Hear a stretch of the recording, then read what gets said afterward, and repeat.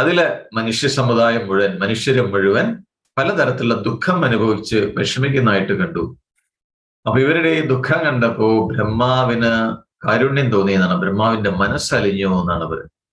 അപ്പൊ ബ്രഹ്മദേവൻ ആലോചിച്ചു, ഏതെങ്കിലും തരത്തില് ഇവരുടെ ദുഃഖം മാറണം, ഇവർക്ക് ക്ഷേമമുണ്ടാക്കണം എന്ന് ബ്രഹ്മദേവൻ തീരുമാനിക്കുകയാണ്. എന്നിട്ട് ആലോചിച്ചു, എങ്ങനെയാണ് ഇവർക്ക് ദുഃഖമില്ലാതാക്കാൻ എന്താണ് സാധിക്കുക, എന്ത് ചെയ്താലാണ്, അല്ലെങ്കിൽ എന്ത് നേടിയാലാണ് ഇവർക്ക് ദുഃഖം പൂർണ്ണമായിട്ടും ഇല്ലാതാവുക എന്ന് ബ്രഹ്മദേവൻ ഇങ്ങനെ ആലോചിക്കുക.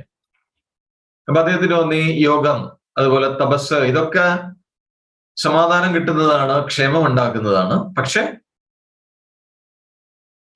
ശാശ്വതമായിട്ടുള്ള സമാധാനം, ശാന്തി വേണമെങ്കിൽ അതിന് ജ്ഞാനം മാത്രമേ മാർഗമുള്ളൂ എന്ന് അദ്ദേഹത്തിന് തോന്നുകയാണ്. ബ്രഹ്മദേവൻ ജ്ഞാനമില്ലാത്തത് കൊണ്ടാണ് ആളുകൾക്ക് ദുഃഖം ഉണ്ടാവുന്നത്.